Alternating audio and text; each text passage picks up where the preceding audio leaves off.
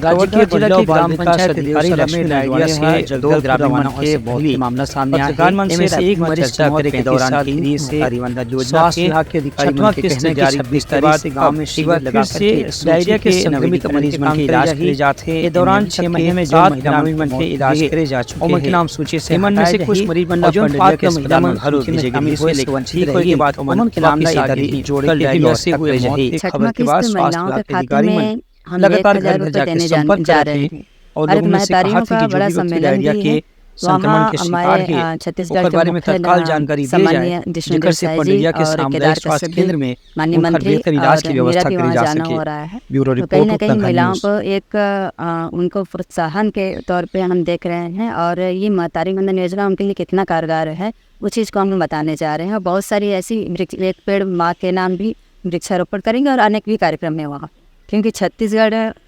महिलाओं की आबादी बहुत सारी, आधी आबादी महिलाओं की है और जो डेथ कर रहे हैं उनकी एक अलग से सूची बना रहे हैं, तो उनका तो कटेगा ही। जी हाँ, जो महिलाएं डेथ कर रही हैं और जो पात्र हैं जिनको मिल रहा है वो तो मिल ही रहा है।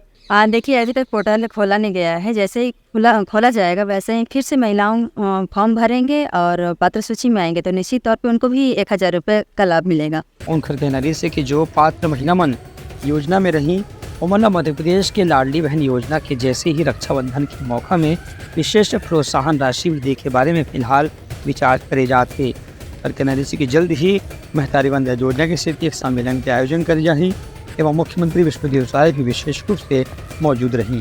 Bureau report Uttarakhand news.